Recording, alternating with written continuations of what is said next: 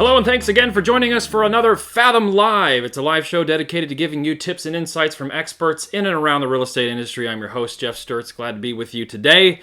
How do you know whether a home might have foundation issues? And what do you do as an agent when you think it might? We're going to talk about that, what even causes foundation issues, and so much more today on the show. So we're very glad you're with us, and we have a great guest with us today, Billy Tatum. We'll bring him on in a few minutes here.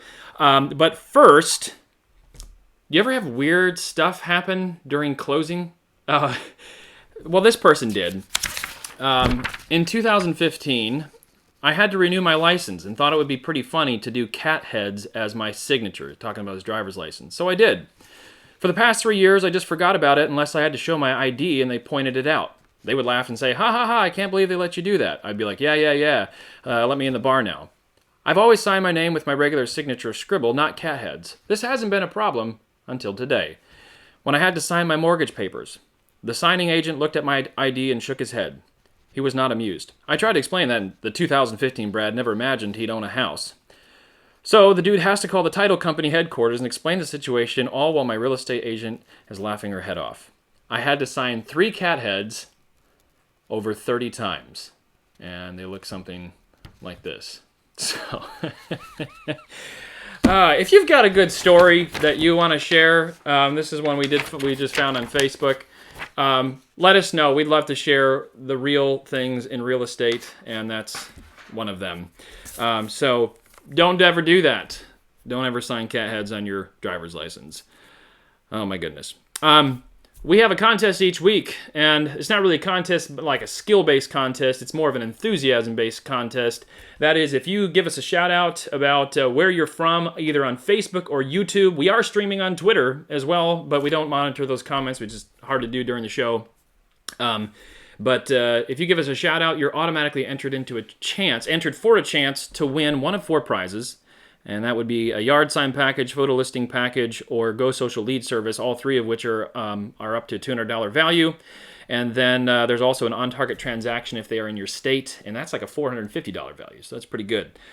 So we pick a name each week, and this week's name, just for time's sake here and moving things along, is Christina Lynn. Christina Lynn, congratulations on being a winner. And we'll contact you about that. Our sponsor today are the good people from GoSocial Agent. Just mentioned them a second ago. They do offer lead service, but they will do all kinds of stuff. They'll set up your Facebook and LinkedIn and Twitter pages to look professional and appealing and optimize them for client interaction, your business pages. They will do automated posting, agent-branded articles, buyer and seller handbooks, Facebook ad campaigns, and more. So it's all to help you grow your online community and generate business, generate leads.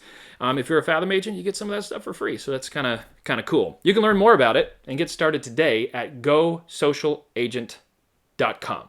So head over there, either pause the show, head over there, or head over there after the show, or whatever. So there you go. If you haven't hit the subscribe button, we've had actually a lot of people hit the subscribe button on our YouTube channel. So go ahead and click that, and that'll let you know when we are going live or when we have new content. That little notification bell. And if you missed last week's show, just go to the Fathom video library. You can find it in our fathomcareers.com navigation, etc., etc. Well, we have a great guest with us this week, and we're sort of. It's not a bait and switch. It's more of a pinch hitter on this one, but a very good one. So we had Tom Kidd from the Structural Foundation Company that was scheduled to be on with us today, but Billy from the same company, Billy Tatum, is on with us today. So Billy, welcome to the show. Thanks for coming. Hello. Thank you. How are you?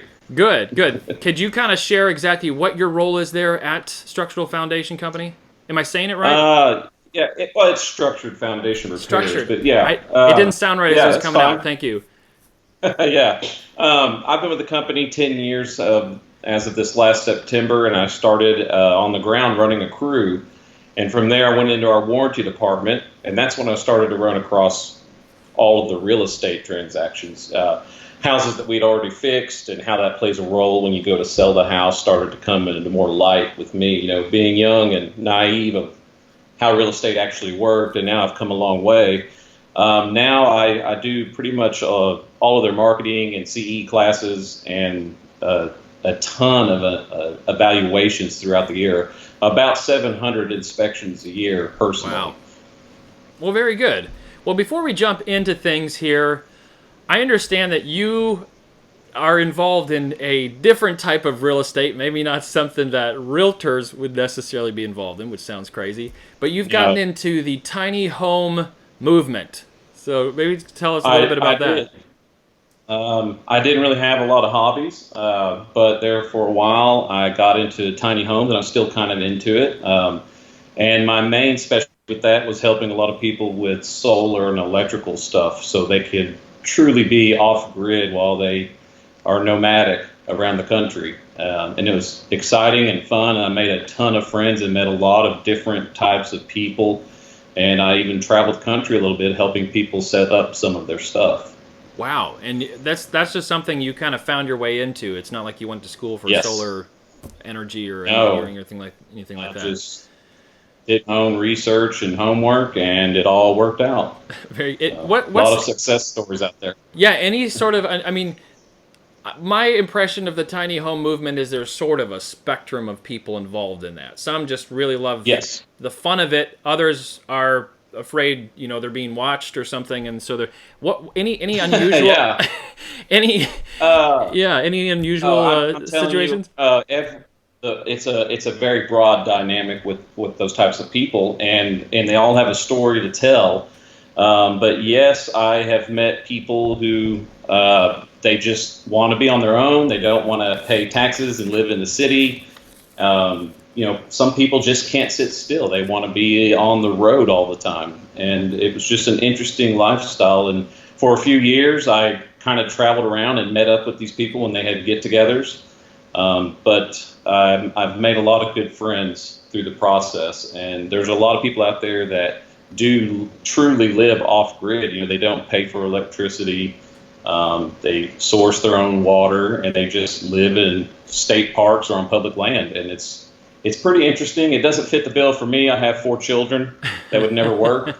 But, maybe when I'm retired, it might be a vacation type thing for me. Very cool.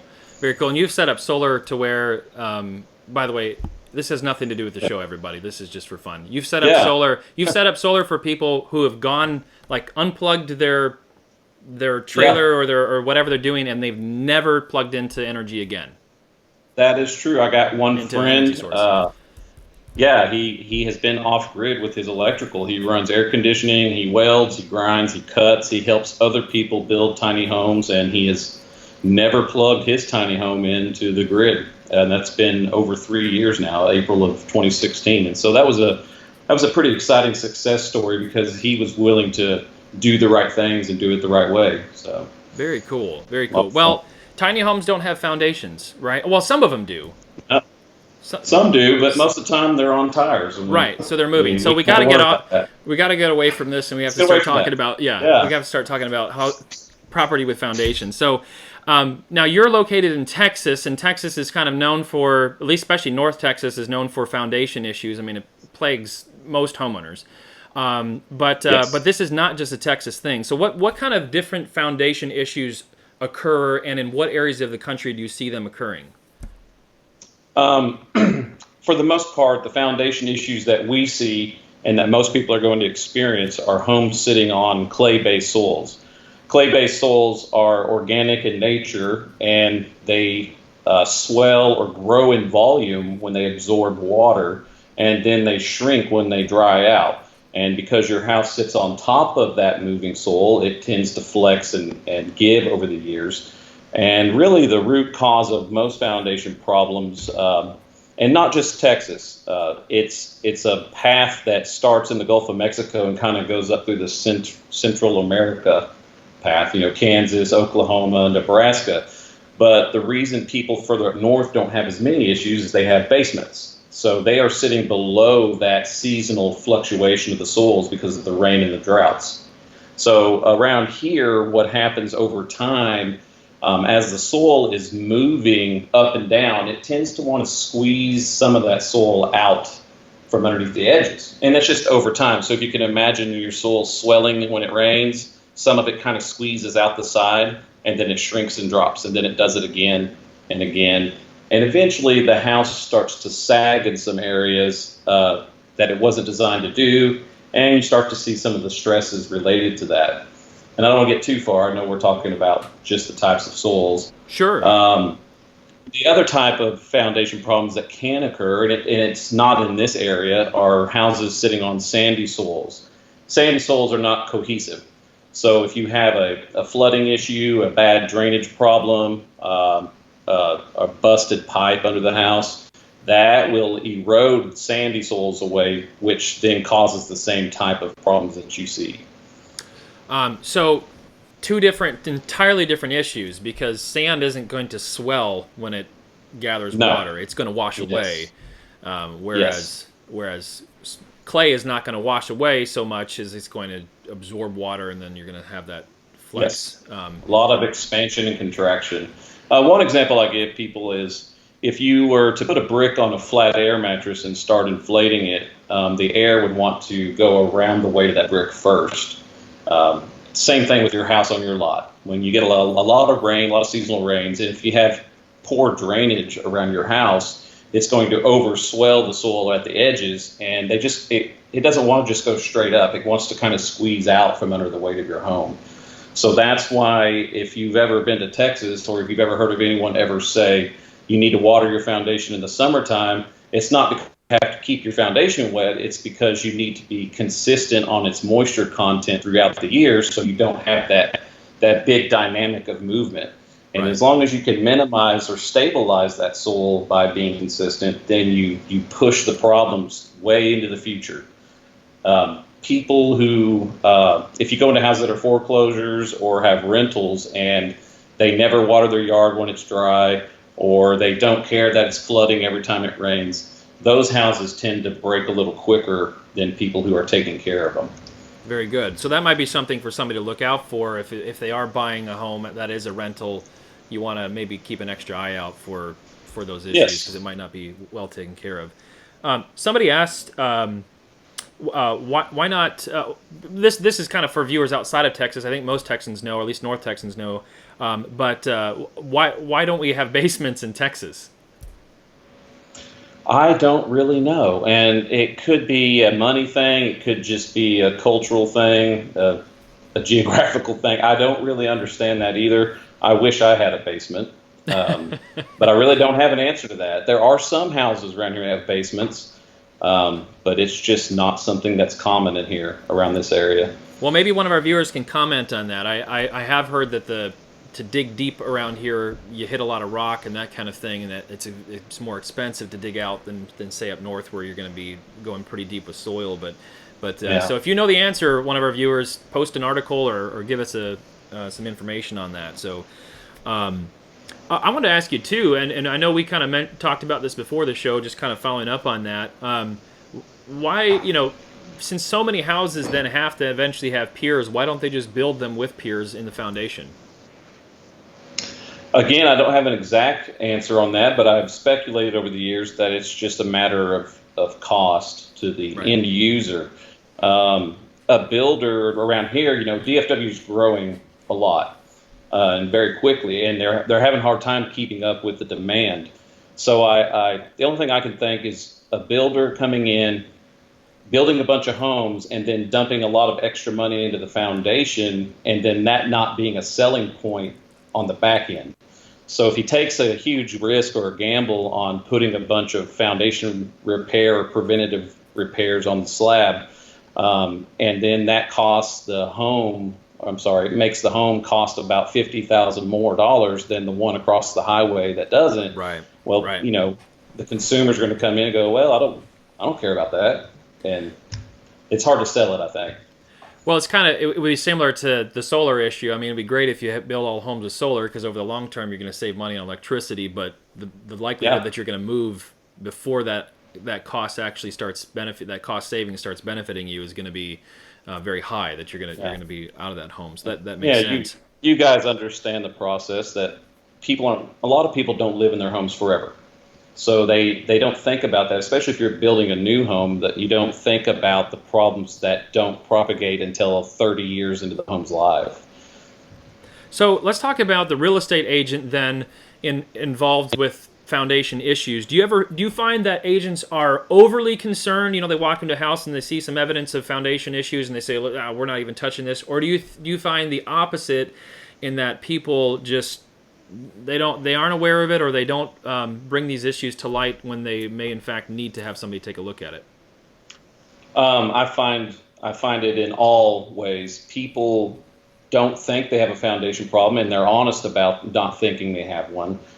There's a lot of myths that we're trying to break those myths. One of them is an agent walks into a house, or a current homeowner is in their house, and they go, "Oh, well, that's normal. That's normal. These cracks are normal." And there are a lot of damages that are normal to what we call seasonal movement, but we don't like to use the word or the phrase normal settling. Settling's not normal. If a house settles down and never recovers, that's starting to break, and it would need some mechanical lifting to recover that. But all houses will flex seasonally, again, with that moisture content, and you can get some cracks from that. But if you have some cracks, the best thing to do is just get it evaluated and make sure it's a seasonal flexing thing, but not a failure that needs to be repaired. Well, I've got a question here from Nato Ruiz. I'm probably messing your name up, so forgive me. And Nato, you're going to get, it's not an actual award, but we're going to call it the Segway Award. You get the Segway Award for asking a good question. And so, point for you, brownie points, kudos, whatever makes you feel good. But he said, what makes older homes get cracks on walls and ceilings? I see this a lot after inspections, it's determined it's not anything having to do with the foundation. Well, my questions were very similar. What are the things that agents should be looking for that would raise concern about foundation issues? There's a lot of things, and I have some examples if you guys want to cut over to my screen. Sure. If you're going around the outside of the house, and I don't know, are you guys seeing this now? Sorry. I think I think our audience has seen it. Mm-hmm. Okay. From the outside of the house, you're going to have some brick cracks, and occasionally, if they're hairline and short, not going to be a problem. But if they're gaping at one end and they're splitting, and you can tell the house is starting to pull that wall apart, that would be an indication. Expansion joints are there by design to give that brick wall some movement without cracking the brick. So if you see, like this picture on the right, the expansion joint starting to open up, especially at the top, if it's a lot wider at one end than the other, that would be an indication that the foundation has moved beyond where it was designed to, and that's how it would show its stress. And then other things that we look at, when I first come up to a house, I start checking the caulking between window frames and the brick or whatever veneer you may have. Door jambs and garage door jambs will have some separations where the wall is pulling away from that framing. Freeze-board separation is one of the most common things that we see, and how that occurs, of course, is your wall sits squarely on top of your foundation, and if it starts to tilt down, the wall will roll out and cause what you see here where the freeze boards push out. That's one of the first things I really look at when I get out of my vehicle and I'm about to do an inspection. One thing I will tell you is not typically an issue, guys, is this corner spalling. If you see these little corner pops, shovel cracks, they call them a lot of things. That is a cosmetic issue, and at that point, if that's the only thing you can find wrong with the house, then you certainly wouldn't want to call a foundation guy out or have an engineer look at it. But if you go inside of the house, it's kind of the same thing. If you have a little bit of hairline cracks here and there, it may not be an issue. But if you have some cracks like you see here where they are gaping and pulling things apart, you definitely want to get ahead of that. Not all tape twisting could be a foundation problem. Again, if you're thinking of all the things I'm telling you or showing you right now, it's a culmination of all and not just one isolated thing. So sometimes tape twisting is just a bad tape and bed job. Sometimes if it's in the garage especially, it's going to be related to the humidity or the environment causing that separation. Tile cracks. This one kind of gets funny. If you have one cracked tile, you might be okay. You might want to ask the kids what they dropped there. But if you have a string of cracked tiles that draws an obvious hinging point for your foundation, then you want to get that looked at. But this one is one of the most common ones. The doors being out of square. when your doors are out of square like this, there has been some differential movement. And what that means is one side of your door jamb has moved a certain way and the other side didn't move as much as that one did. So it causes your door to be crooked like this. And if you look at that gap at the top of the door, the smaller side always points to the lower side of the door frame. Now, again, because swelling and shrinking, I can't definitively tell you by looking at this picture that the right side of this picture dropped down. It could have been that the left side went up. So that's why you want to get a professional out, get it inspected, have them take a comprehensive set of measurements, and then he can tell you for sure, yes, this right side went down, or hey, this left side may have gone up, and maybe you need some drainage correction instead of foundation repair. I know the question originally was, I see a lot of old houses with cracks, and I hear that a lot out in the industry. Oh, this house is just old, that's okay. A foundation can break at any time. Here in DFW, in the last 5 years, we had 2 seasons of rain that were not normal, and that caused a lot of shifting. And so houses that were even 100 years old and had never had any work done are now needing to have some work done. So age does not dismiss the problem in any case. Very good. I appreciate that. So if, let's say, a buyer is looking at a house, and I want to get back to some of what you said here, but suppose a buyer is looking at a house that has had foundation issues, but there's, some sort of paper record of repair. Should they still be concerned, or does that kind of settle the matter? Well, this opens up a can of worms. Foundation repair is not regulated in most places, especially not in Texas. So what that means is you can have anybody starting a company at any time without any licensing or training or regulation on how they evaluate or make repairs. There are a lot of guys that don't do the city permitting process because they can save a lot of money by not hiring engineers in order to obtain that permit. So all I can say is if you do your homework and you're looking at these reports that they gave you in the disclosure, call the company first and make sure they're still in business. You'll be surprised how often companies go out of business and just reboot under a different name. Also, you want to make sure that the warranty is still valid and that it can be transferred to the new homeowner. The next thing you need to look for, and this one's very important. If I only had 5 minutes to talk to your audience today, this would be one of the biggest things with previous repairs. You need to have a baseline of measurements. And if you excuse me, I'll get to that right quick on this, sure, on my imaging. This is something you would want to see in an engineer's report. And what this is an elevation survey of the foundation itself. It shows you what's up, what's down, and then it kind of draws contours on what the house was doing before they fixed it and then where they left it after they fixed it. So what you need to be looking at here is the final set of numbers. And this is what I'm seeing is omitted in a lot of already fixed foundations.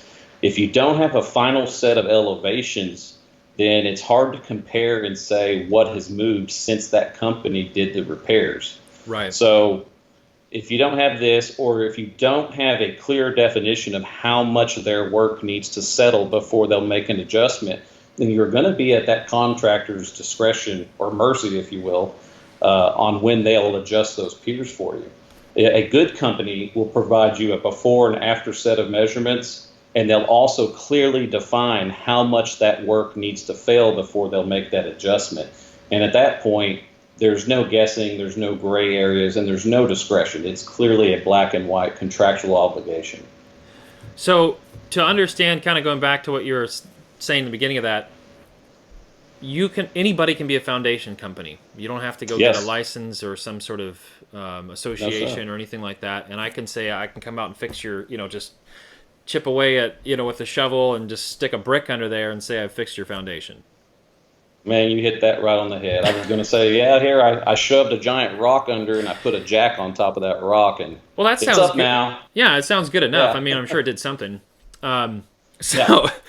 So make sure it's a reputable company. Make sure that they can.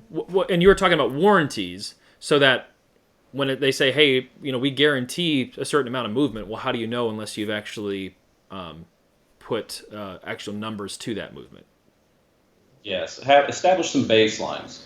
Gotcha. That's one good thing about having the right equipment and taking the proper measurements. In the industry that we use, we have what we call a zip level. And it's a corded machine that has an oil in the tube, and it's accurate to about the thickness of a penny, and it can give you an elevation schematic around your property. And if you get one of those done and there's nothing wrong with the foundation, man, what a great document to have a hold of. Right. Because in the future, if you think something's broken, they can come back and remeasure the house the exact same way and go, oh, well, here's what's moved. It's like handing your 5-year-old 2 pictures, what's changed here. Right. And they can if it's done right, they can come back and make adjustments to that without having to redo everything? Absolutely. If they installed a piling that's adjustable, which most of them are, then yes, they can come back, take another set of measurements, go, oh, hey, here's where we left it, but 3 of these pilings that we installed have moved down, and now we need to adjust that. And that's right. And logically, that makes sense when you hear the words lifetime warranty on a foundation repair. But not everybody operates by that standard. So you've got to do your homework. And if you're going through your option period and you have this stuff in your disclosure, you've got to dig in when it comes to the foundation repair. Call them, make sure the warranty's still good, make sure they're going to transfer it for you. And as an added plus, if they are willing to come out for your buyers and inspect it again and have a conversation with them and establish a relationship with the company, that's a good sign that you're dealing with a reputable contractor. And that goes down to, the principle we've shared a lot of times on this show, trying to keep the emotions down.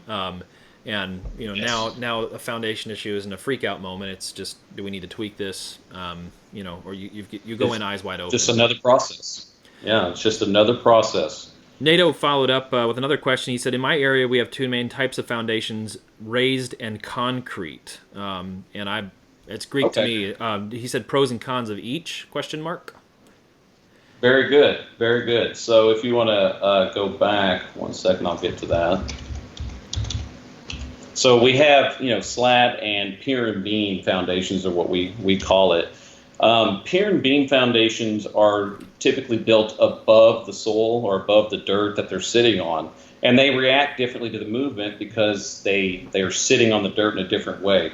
A slab is spread out across the soil, so it reacts a little bit quicker if that soil is shifting. Whereas on a pier and beam, the soil can move around those supports and not flex the pier and beam foundation as much. And then there are 2 types of pier and beam foundations. One has a brick veneer on it, which in turn has a concrete beam that you would see on a slab to hold up that brick veneer. And then your wood lumber is installed on top of that. So here's an example of a pier and beam construction. You have a brick veneer, concrete exterior grade beam, and then everything on the inside of the house is sitting on top of flooring, which is supported by joists, which are then supported by beams.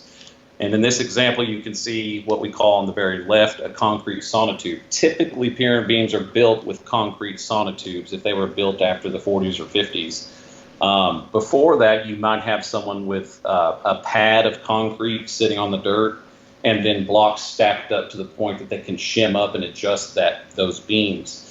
And this type of foundation, on a personal note, is my favorite type because I can get down there and fix that myself.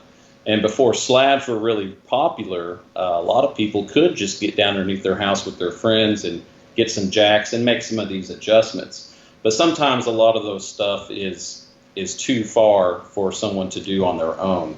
So if you're selling or buying a pier and beam home, make sure your inspectors are getting underneath them and inspecting them thoroughly, not just sticking their head and checking it out. And I have an example I have a video. I don't think the audio will work for you, and that's okay. I don't need it to.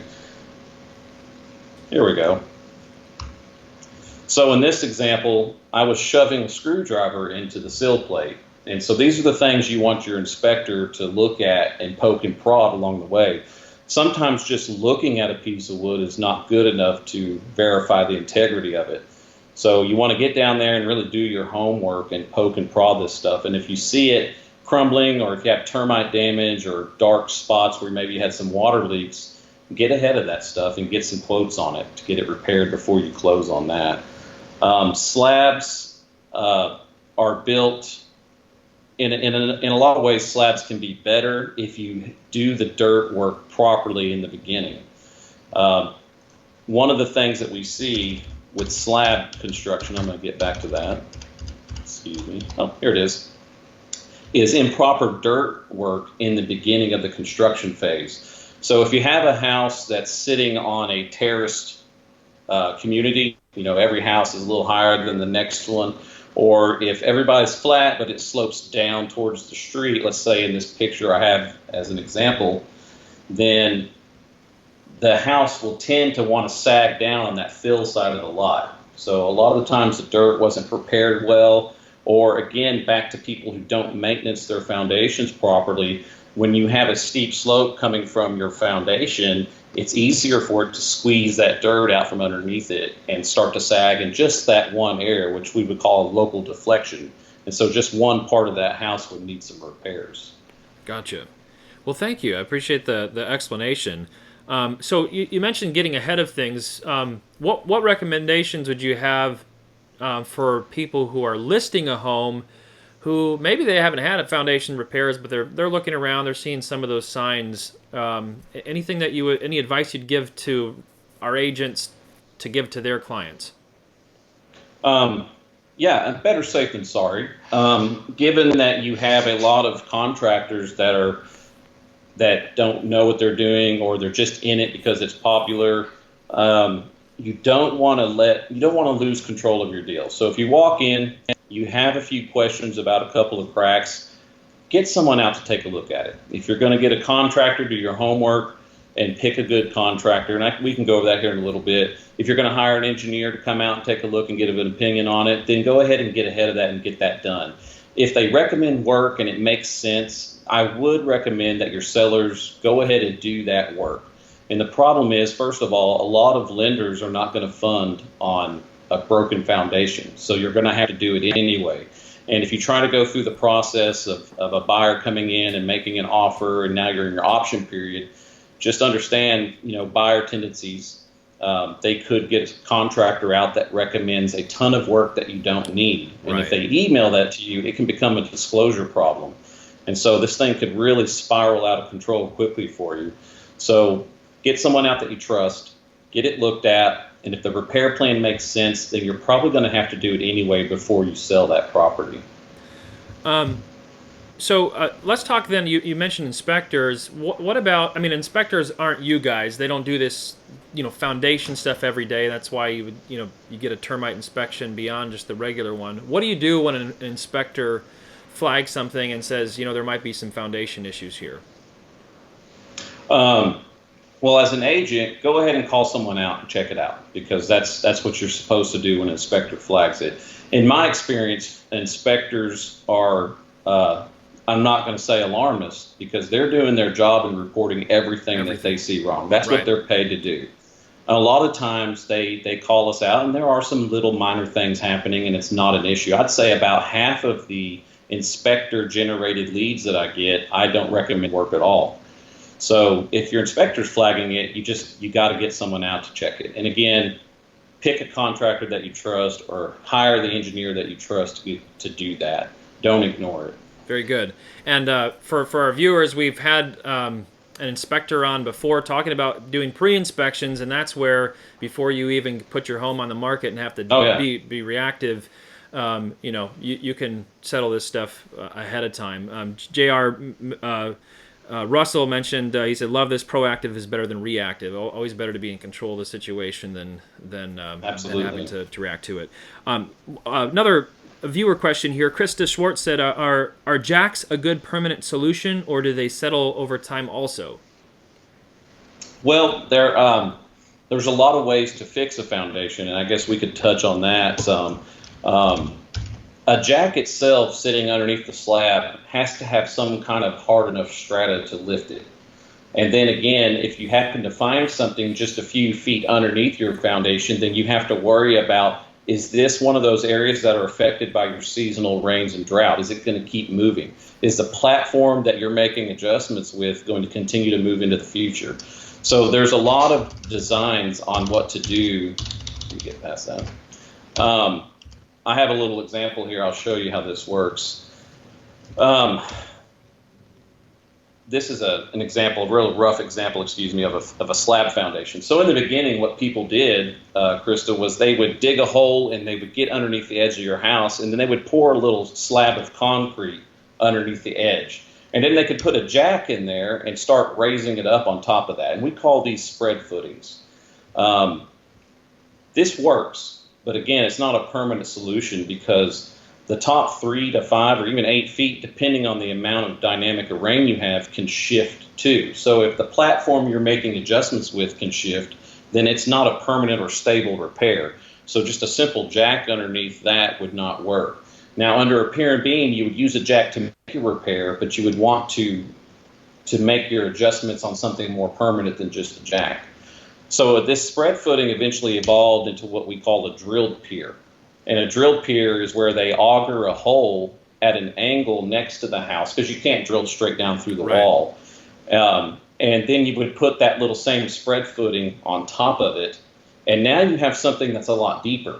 And the deeper you get, the less effect it has when the soil is absorbing moisture and then drying out, because that only happens near the top. So this is also a good or a better platform than just a simple chunk of concrete holding the edge of your house up. But this also has some flaws. If this is not drilled down to a hard enough strata, it can move in the future. And a lot of companies I've seen that are still installing this type of piling don't give you lifetime warranties. They're limited. Another problem is, as the top 3 to 5 feet of that soil is shifting, the weight of the home can cause that leaning shaft to start to roll out, just like your soil was squeezing out in the first place. Well, this pier drilled at an angle can also do the same thing over time. What evolved after that is what we call the press piling system, and that's what we use at this company. And it can be made out of concrete or steel. So how this works is they use the weight of the house to shove these pilings down in 1 foot sections. And here's an example of someone doing that. So what this guy's doing right here is he has a concrete cylinder, and he can shove that cylinder straight into the ground, and they're in 1 foot sections. So I'll just do this part with my hands. Imagine if you were going to jack your car up in your front yard, but you put a pin underneath the jack or something, and you started going at it. Well, the weight of your car would just shove that pin straight down into the ground. Right. What we do now is we use the weight of your structure to shove this precast concrete cylinder or steel pipe straight into the dirt.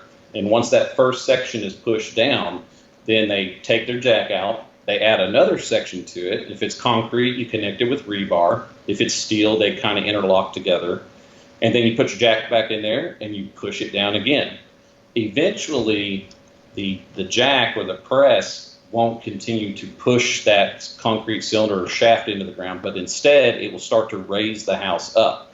So that very first segment that you pushed into the ground has now compressed a column of soil or hit a strata that's hard enough and capable of lifting and holding the house up. And so that's the newest type of piling that people are using, most common type of piling that they're using in the DFW area. Does that make sense, Krista? Sorry, I know it's a lot. No, that's great. She said, "Wow, that's very, very helpful. Thank you." Okay. Thanks for explaining that. It's very, very informative. Maybe when it comes to foundation issues that are discovered or might be might be there, how much should the agent involve themselves in finding a remedy versus their client? I mean, should that be something pushed to the client? Absolutely. You never want to take on anything yourself, because that can become a nightmare for you in the future. And if you're not completely comfortable with your group of vendors that you recommend, then you have to understand that some of that liability can fall back on you. Also, a lot of things are lost in translation. I have sat at a table with just a real estate agent while they were on the phone with their client, and they weren't exactly saying all the things that I'd said. So it's a lot better if I show up to the house, that I meet with your client and they hear it directly from me, what's happening, how we can fix it, and the expectations going into the future if they buy that home. You just don't want to lose things in translation. You don't want to handle the problem. Right. I love a good referral, but don't put yourself in a bind over it. Get us Right. out there with your clients to address it. So it's kind of like, well, what did he say? Ah, he said it's fine, and you're going, no, I didn't say it was fine. Yeah. It might Yeah, have. for example, I said you could do drainage improvements over here, or hey, you need to water a little more on this side of your house and water a little less on this side of your house, but really you don't have a serious issue. And if that stuff ever gets mentioned, then 6 months later they could have a horrible problem. Right. Uh, And then it's your fault, agent. yes, So, very good. I stay appreciate out of that. Do you ever find a foundation that's just beyond repair? And what does that look like? that. I have met with clients and their agents on multiple occasions, and I have pulled the agent to the side and said, "This is terrible. They're going to be dealing with issues for years." And in this example, it was related to a plumbing leak. So under a slab, when you have a broken pipe and it introduces a lot of water in one spot, it will actually push the foundation up. There's no quick remedy for that. So if the house has a ton of plumbing problems causing an upheaval and then a lot of settling issues, we can put piers on the areas that have sunk down, but I can't really correct that hump. So if your client buys that house, they're going to have to understand that that area is going to be moving down once you make those repairs for several years, if it does at all. I can never tell you how it's going to react in the future. So there's been times I've pulled people to the side and go, "Hey, is this one of those deals where I can tell your clients they should probably look at something else? This is a bad deal. This is a bad situation that was neglected, and they shouldn't inherit this problem unless they're just getting a phenomenal deal on it." And most of the time, kudos to you guys. They go, "Oh, please, thank you, God, yes, please go tell them that right now." Right. And that's great. But I'm not out to botch any deal. All homes are repairable, and foundation repair requirements doesn't mean it's a bad house. In DFW, our company alone has fixed over 22,000 homes. Wow. And like I said earlier, I visit almost 700 homes a year myself. If you come into an expansive clay soil area like this, and you're looking at houses and you don't want to buy a house that's been fixed and you don't want to buy a house that needs to be fixed, I don't know where you can go. Don't buy the only house on the street that hasn't been fixed yet. That's definitely a scary topic. Gotcha. JR asks, NATO asks, can you come to Sacramento? I'm going to guess you're going to say, I wish I could, but Wish. but we will be, NATO, in a moment here, we will talk about how to find a good contractor here. But first, JR asked, what product do you recommend to seal rebar ends on a slab foundation? I don't even know what he's talking about, so maybe you can. I think what he's talking about is probably the post-tension cable ends. So most slabs built after 1995, and you can pull up my pictures again. Yeah. Most slabs built after 1995 have what we call post-tension cables. And what that is they put conduits in a crisscross section, like a tic-tac-toe grid across the slab before they pour it. And then after the concrete has cured, they tension up cables to kind of give that slab a lot more tensile strength. So if the slab does want to tend to sag down, it's not going to crack and pull apart. And these cable ends, sometimes where they cut the cable and they patch the side of your slab to cover up the end of that cable, sometimes that little patch will pop out and you'll see a little bit of a rusted cable exposed, or even a piece of rebar. Technically, this is a spalling issue, kind of like the corner pop I mentioned earlier. That's not an issue. But you don't want to let your cables rust, because if they rust enough deep inside, then they will lose their pre-tension strength and fail. That can always be repaired, by the way. I don't really have a specific product to recommend, but you would definitely want to use some kind of waterproof or silicone-based patching material. And they do have some waterproof patching material at Home Depot or Lowe's, and it's very simple to use. But that would be something I would use on it. Very good. Well, let's then talk about finding a good contractor. How if you're not in the North Dallas area or North Texas area, excuse me, what do you recommend looking for in a good contractor? Well, do your homework. We have the internet now. Here we are. I've never even met you, but here we are. So get on the internet, do your homework, read the reviews, read the negative reviews, and read the company's response to negative reviews.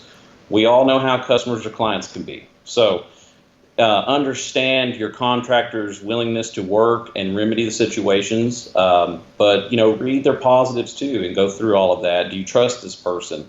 But one of the biggest and key elements here in Texas that we go about saying is, do they have insurance? Not just liability. Do they employ all their employees, and are they covered under workers' comp? Because if someone gets injured at your property, they could sue the homeowners for their injuries. So make sure you're dealing with a contractor that has all the right insurance requirements. Make sure they're comprehensive in their evaluations. Are they addressing all of your concerns? If you call them out for cracks on both sides of your house, but they only talk to you about what they're going to do on one side of the house, get back in their face and say, well, okay, how come you're not addressing this stuff over here? And that's one of the most common things we have is you have a lot of contractors that want to sell you a ton of work, and then you have a lot of contractors who are scared to recommend the right repair because they don't think you can afford it. And that's not the right thing to do. You have to come out to the property, do a full inspection from one corner to the other and crisscross that thing and say, this is what the house needs, regardless of the funding or what it costs to fix it. So ask all those tough questions. And another thing, if you're calling someone and it's just their cell phone and that's their office number, that's their listed number, that can be a bit of a concern. Make sure you have someone with an established office and a history and a way to find them in the future if they change their phone number. Another thing, if you're not going to deal with contractors, the same thing goes for engineers. Are they insured? Are they licensed? Are they doing a comprehensive inspection? I keep bringing that up because there are a lot of people that come out and you express a concern in one area of your house and they just measure that one spot in your house and then they leave and they say everything's fine, or they say, oh, you need all this work. You have to be comprehensive.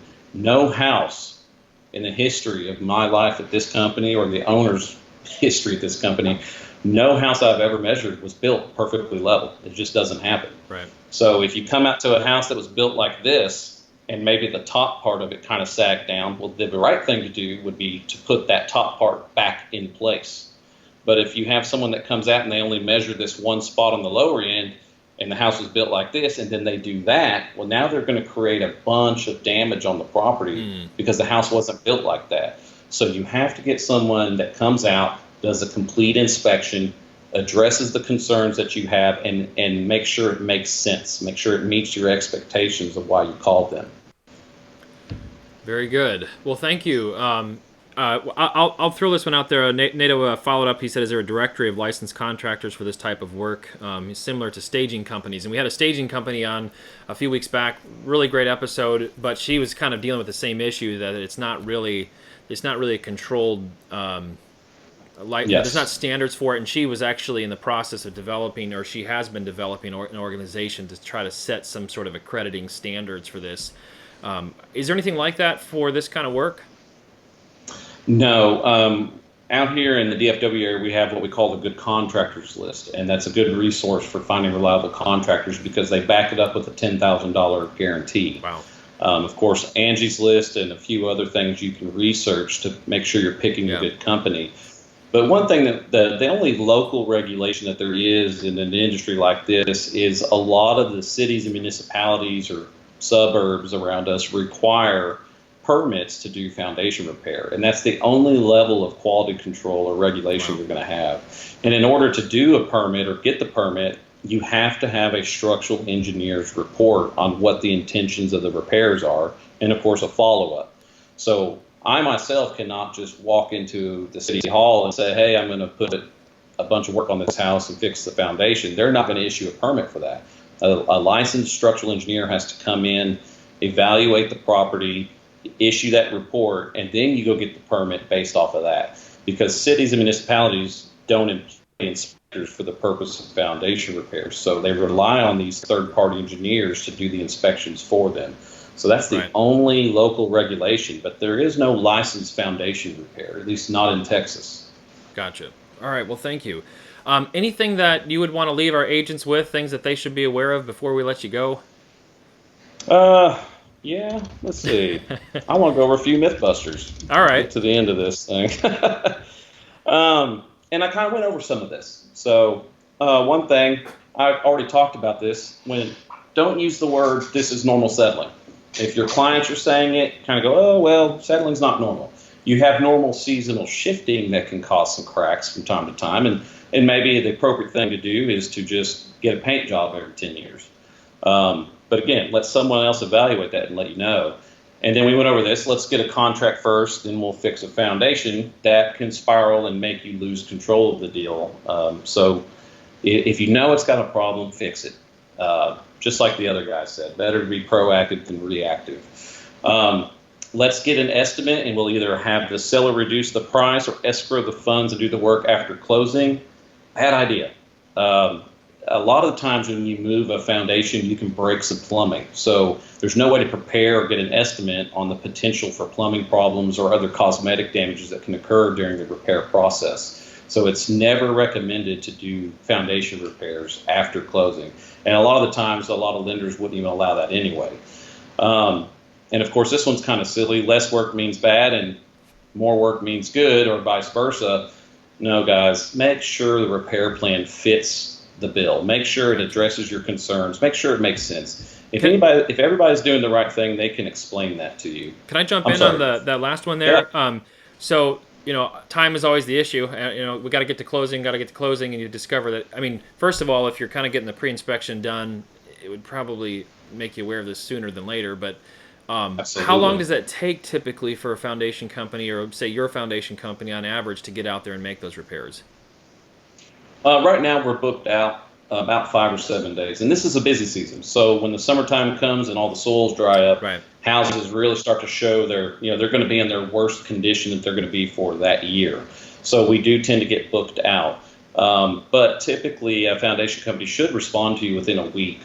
And in our case, guys, don't tell everybody this. We do try to fit your closing. So if it needs repairs and you're like, well, we're closing in 10 days and I'm booked out 6 weeks on the schedule, we have a lady in our office. She waves her magic wand and your foundation gets fixed before you close. Okay? Right. Most of the time. And then this next thing on the Mythbusters is I have an engineer's report that says there is no problem, so I'm okay. That could be a problem. Foundation inspections are an opinion. Remember, they're never built perfectly level. So some people can tell you, well, the house isn't level, it needs to be leveled. That's not always true. And just because the house is level doesn't mean it needs foundation repair. If you have doors out of whack and things are pulling apart, but all the numbers check out, well, a little nudge could make some improvements to these cosmetic issues that you're seeing. Gotcha. Also, if the engineer's report is 5 years old, that is irrelevant. So something to think about there. You might have a buyer that comes in and says, well, I still think there's a problem, and you might have to deal with that. All lifetime warranties are not the same. Read your fine print. If you're not getting a baseline of measurements to compare to in the future, or if they don't clearly describe how much their work needs to fail before they'll adjust it, you're going to always be at their mercy every time you call them out because you think something has gone wrong and they're not addressing it. So read your fine print on your warranties. Make sure they're lifetime warranties, not expiring after 2, 3, or 5 years. And make sure they're not prorated where you're charging you don't want a service agreement. You want a free adjustment for the life of that structure. And this one's one of my favorites. I hear this one all the time. If the crack is just in the mortar, it is not a foundation problem. Well, there you go. I guess they don't have a problem either. I don't know, Josh, if you can see the picture, but I took this picture one time because it fit perfectly. This crack is only occurring in the mortar of this brick wall. There we go. It's showing. And that's just not true. Oh, okay. Yeah, it took a second. It sagged down, and I go, well, that's not the case here. So just because the crack is only in the mortar, and for that matter, if it's only horizontal or only vertical or only diagonal, none of that means anything on whether or not you have a problem. If you have cracks, and especially cracks that are gaping open, like I said in the beginning, you got to call somebody out and get that looked at. And we went over this. An agent is providing service to their client by handling the foundation inspection. We talked about that. Don't do that. Give your clients, if you're one of those agents that you have 3 vendors for every type of problem that happens during a transaction, then give them those 3 contacts and have them do their own homework on them and have them call out who they want to call out. And of course, don't buy a house that has had foundation work done. Well, that's silly. Houses break, roofs leak, plumbing breaks, water heaters go out. Those things can be repaired. In DFW, houses are being fixed by the hundreds every single day. My company has about 15 crews out every day fixing houses, and we're booked out almost to Christmas at this point. So houses are breaking. They need to be fixed, and they can be fixed. And if you have a good contractor with a good lifetime warranty, then you're going to be okay. It's okay to buy that house. What you don't want to do is go into a house that's, a slab house that's over 30 or 40 years old, and it's the only one on the street that hasn't been fixed. That could be scary. You might have a problem in the next few years. And of course, this is my favorite. We already talked about it. Also, it's okay to have a foundation problem if the house is old. That doesn't mean anything. I'm sure one day I'm going to get very old and fall down from a heart attack. I still want to go to the hospital if that happens. Okay, please. If my wife is watching, that's please. So, anyway, guys, that's it. Well, man, that's a great slide right there. And by the way, if you're coming in late, those are Mythbusters. Okay, they're not recommendations. Yes. So don't. Yes. Don't hand that sheet to your client. Yeah. All right. Well, that does it. That's a lot of great information. I really appreciate it, Billy. And you do continuing education classes here in the Dallas-Fort Worth area? Absolutely. We do it at a lot of places, Metro Tech, CCAR. I do it at, smaller offices themselves. So if you guys need me to come do that for your office or your organization, just contact my office and they'll get it set up. Okay, and your website is? Well, there it is. Structuredfoundation.com, and our office line is, our main line is the 972-484-1200 number. And I don't mind you guys requesting me, but I don't handle my own schedule. I get a lot of requests, so if you want me to come check it and you're in the DFW area, you can call my office and ask for me. If they can't get me out to you by the time your option period's up, we have 11 to 12 other guys that can do just as good a job inspecting as I can. So Great. Get us out. Let us check it out for you. Awesome content. Thank you so much. And we're just very glad to have you on the show. I think it was just a wealth of information. I appreciate it. So, all right. Thank well, you. Before we let the rest of y'all go, just remember that Fathom Realty offers 100% commission and the tools designed for we use KV Core for that. There's truly affordable healthcare, single property websites, a paperless transaction management system, multi-tiered support, and so much more. So give us a look at fathomcareers.com to learn more about our company. Next week, we have an agent on. It's been a while. We've had a lot of contractors on. We're going to have another kind of series of agents and people who lead teams or are successful in a particular way. So Andrew Livingston will be with us. He's from Denver, Colorado, talking about kind of atypical ways and when it comes to real estate in making sales. So I'm looking forward to hearing more from Andrew and having him on the show next Wednesday at 1:30 Central Time. We'll see you then.